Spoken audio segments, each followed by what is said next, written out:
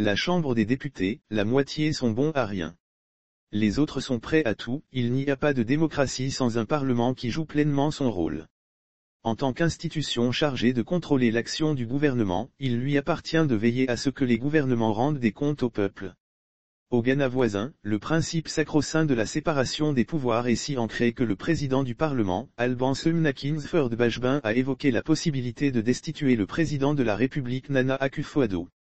Alban Semna Kingsford Bashbin a annoncé au grand jour que la 8e législature qu'il préside a le pouvoir de destituer le président de la République et qu'il ne sera pas intimidé pour jouer un faire-valoir pour le pouvoir exécutif, rapporte Coassi.com. En se prononçant à Eau, la capitale de la région de la Volta, sur la présentation de la politique budgétaire 2022, Bashbin s'est inquiété du fait que le Parlement approuve les budgets qui profitent davantage à l'exécutif qu'au législatif et au judiciaire. Bashbin a rappelé aux députés qu'ils peuvent provoquer la destitution du président de la République. Dans la mesure où cette option devrait être mise en œuvre, le président du Parlement a expliqué qu'il peut initier la procédure de destitution du président, mais que l'inverse ne peut pas se produire. En ce sens, il a clarifié que, le Parlement peut révoquer son Excellence le Président. En tant que Président, son Excellence ne peut pas me révoquer, mais je peux, par l'intermédiaire du Parlement, le révoquer, écrit le confrère. Ce qu'on peut appeler la témérité du président du Parlement ghanéen est impensable au Togo. L'idée devrait faire trembler de peur les députés, surtout leur présidente.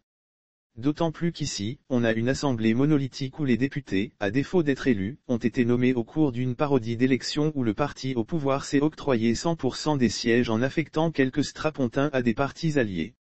Se trouvant redevables à Fort Gnassingbé et à son régime, les députés cooptés pour siéger au Parlement ont transformé l'Assemblée nationale en une chambre de propagande et de louange des actions du gouvernement.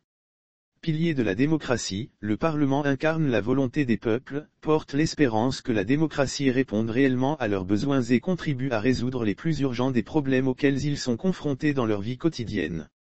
Il est constant de voir nos députés épauler le gouvernement pour bafouer les droits économiques et sociaux des Togolais alors qu'ils sont censés œuvrer à la protection efficace de ces droits.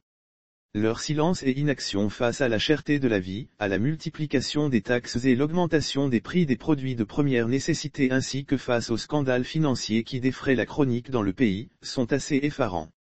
Plus grave, au plan de la gestion de la crise sanitaire liée au Covid-19, avec l'état d'urgence sanitaire et les mesures de vaccination et de passe sanitaire obligatoires, les fameux « élus », qui devraient représenter le peuple et défendre son intérêt, ont plutôt enfoncé davantage les citoyens en prenant le parti de l'exécutif et en lui déléguant leur pouvoir pour une période équivalente au double de celle sollicitée.